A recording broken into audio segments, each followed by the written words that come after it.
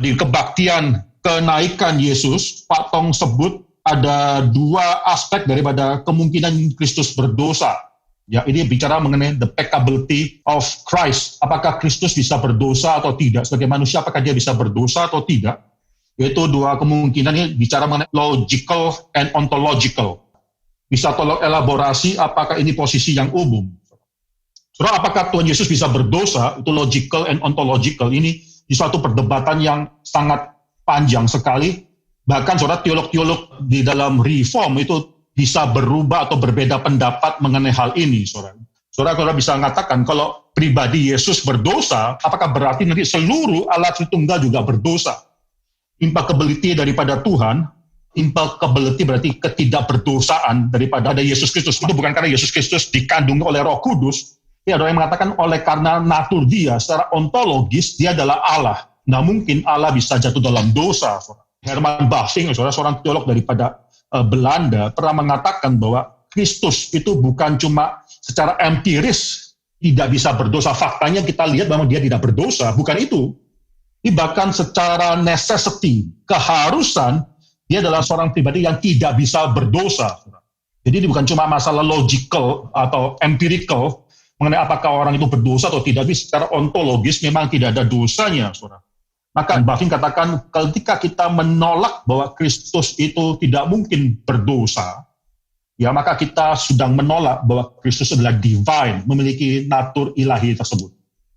Saudara, dengan pandangan yang serupa, Loren Bothner, juga seorang teolog reform, dia mengatakan bahwa itu adalah suatu hal yang tidak mungkin bagi Kristus untuk akhirnya bisa berdosa, tidak mungkin.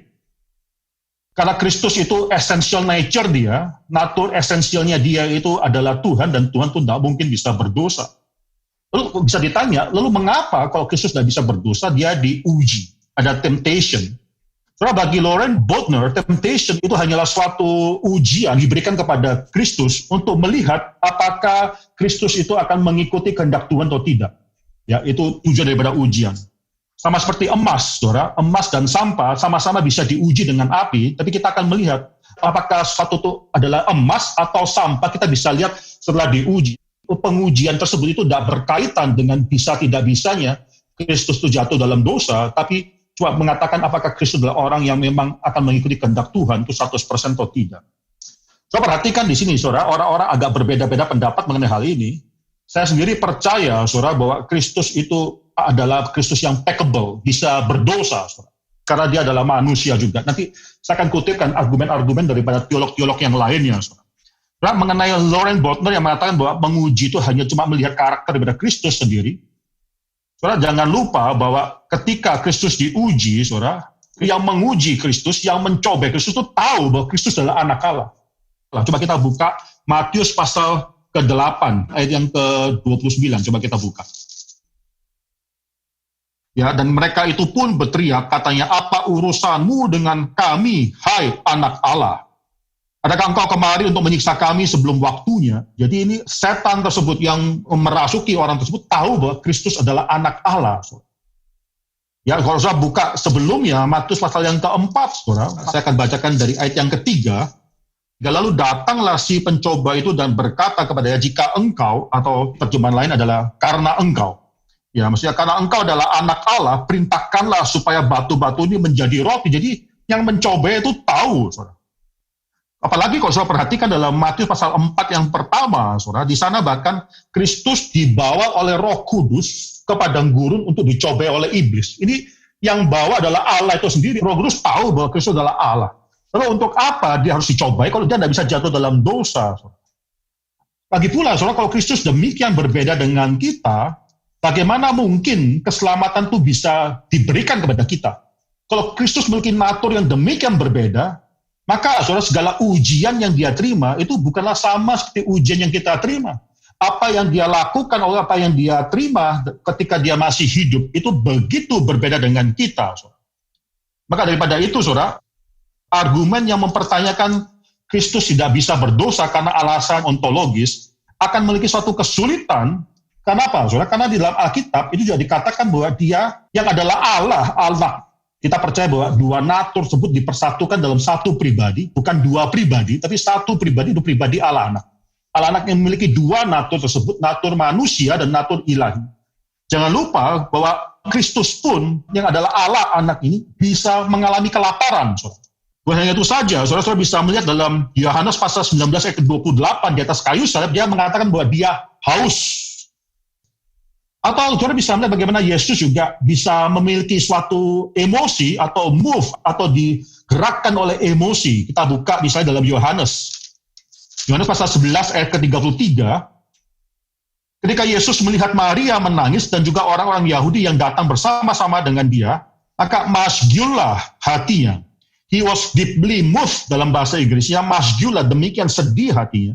Ia sangat terharu dan berkata, Yohanes pasal 11 ayat 35, maka menangislah Yesus, dan bahasa Inggrisnya Jesus wept, karena tergerak dengan emosi yang demikian mendalam. Saudara, bukan cuma ini saja, kalau saya perhatikan, Yesus juga mengalami kematian.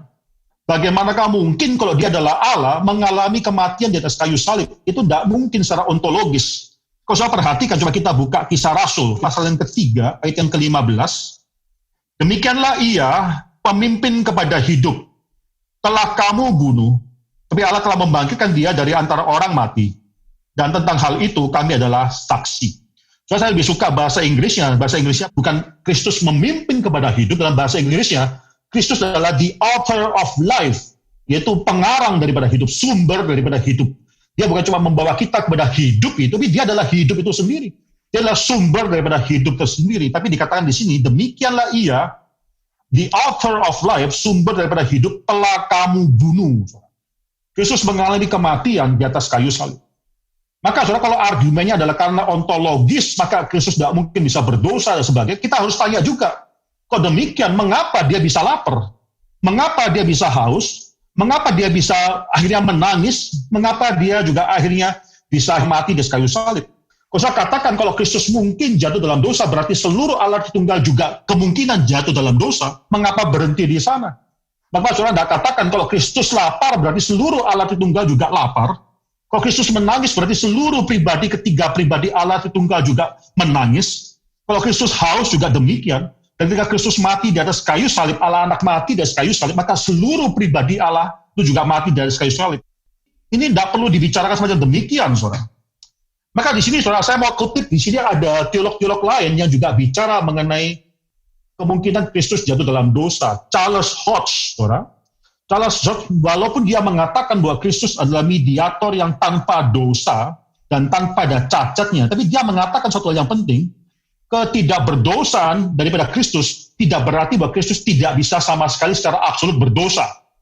Secara fakta memang dia tidak berdosa, tapi bukan berarti bahwa dia sama sekali tidak bisa berdosa. Dan Charles Hodge katakan kalau dia adalah 100% manusia yang sejati, maka dia harus memiliki kemungkinan untuk bisa berdosa. Temptation bagi Charles Hodge itu mengasumsikan kemungkinan untuk bisa berdosa, saudara. Kalau Kristus tidak mungkin berdosa, maka temptation yang dia alami itu sesuatu yang tidak ada signifikansinya bagi kita. Temptation yang dia alami sesuatu yang unreal, dan yang dia alami adalah sesuatu yang tidak ada efeknya, dan dia tidak bisa memiliki simpati dengan kita ketika kita akhirnya diuji dan dicobai juga. Karena dia diuji, dicobai dengan satu cara yang demikian berbeda, tidak mungkin jatuh dalam dosa. Kalau saya katakan itu satu hal yang tidak seimbang, Kristus sebagai wakil manusia akhirnya tidak bisa bersimpati kepada manusia. Kita lebih lanjut, saudara, Charles Hodge mengatakan kemungkinan Kristus untuk bisa jatuh dalam dosa, the peccability of Christ, itu satu hal yang tidak bisa dinegosiasikan lagi, tidak boleh dinegosiasikan. Ya, non-negotiable qualification, satu kualifikasi yang tidak bisa dinegosiasikan bagi seorang Kristus sebagai mediator. Kalau Kristus menjadi mediator, berarti salah satu kualifikasi yang harus ada adalah dia bisa jatuh dalam dosa. R.C. Sproul juga mengatakan kalimat yang sama. Dia mengatakan bahwa dia percaya karena Kristus adalah 100% manusia, maka adalah sesuatu yang mungkin bagi dia untuk jatuh dalam dosa. Maka saudara, di sini R.C. Sproul katakan walaupun memang divine nature-nya dia, secara keilahian, natur ilahinya tidak mungkin berdosa, tapi bukan berarti bahwa divine nature ini yang menjaga supaya natur manusia itu tidak berdosa. Kalau natur ilahiyah terus menjaga Kristus supaya natur manusia itu tidak berdosa, maka dalam hal apa? Asis Paul bertanya, Kristus adalah Adam kedua yang harus taat kepada seluruh hukum daripada Tuhan. Masa Asis Paul memparalelkan saudara, Adam yang pertama dengan Adam yang kedua. Apa yang dituntut daripada Adam yang pertama harus ada dalam Adam yang kedua. Itu paralel. Saudara. Maka kalau saudara masih ingat beberapa minggu yang lalu, saya katakan, saya percaya bahwa tubuh Kristus ketika dia inkarnasi adalah tubuh yang belum jatuh dalam dosa, sama seperti tubuhnya Adam sebelum dia jatuh dalam dosa. Mengapa ini penting? Karena ini menjaga paralel antara Adam yang pertama dan Adam yang kedua dan yang terakhir itu. Nah, Pak Tong sendiri pernah mengatakan satu kalimat dalam buku dia, kaitannya Yesus Kristus Juru Selamat. Saudara mungkin bisa dapatkan dalam koleksi dia, yaitu Hati yang Terbakar tersebut, volume yang pertama. Dalam buku tersebut, Pak Tong mengatakan satu kalimat, memang dia bisa berdosa, tetapi dia tidak berdosa. Bahkan sangat mirip sekali dengan apa yang dikatakan oleh Charles Hodge, atau katakan justru karena fakta bahwa dia bisa berdosa, tapi tidak berdosa, oleh karena itu, ia adalah satu-satunya yang sanggup memenuhi semua syarat sebagai juru selamat manusia. Kalau Kristus tidak ada kemungkinan berdosa, oleh karena itu dia tidak berdosa, dia bukanlah Adam yang kedua. Terus sekali lagi, saudara, di antara orang reform sendiri terjadi suatu hal yang perbedaan. Tadi saya sudah sebutkan nama-nama, yaitu Bavinck, Loren Bodner, atau Charles Hodge, Asis Sproul, dan Pak Tong sendiri, saudara. Itu terjadi perbedaan-perbedaan ini. Tapi tidak apa-apa, saudara, karena mengenai hal ini, mengerti atau tidak, itu kita nanti harus rendah hati mengatakan bahwa memang banyak hal mengenai kristologi yang kita masih belum mengerti. Dan itu memberikan pada kita suatu ruangan, suatu hari bertemu dengan dia, dan kita mengetahui jauh lebih mendalam lagi. Tapi semua hal yang harus kita mengerti itu berkaitan dengan keselamatan kita, dan kita harus mengerti. Maka di sini, saudara, nanti sisanya, saudara, kita nanti datang kepada Tuhan, bicara kepada dia suatu hari, dan kita akan dibukakan lebih banyak lagi mengenai siapa dia.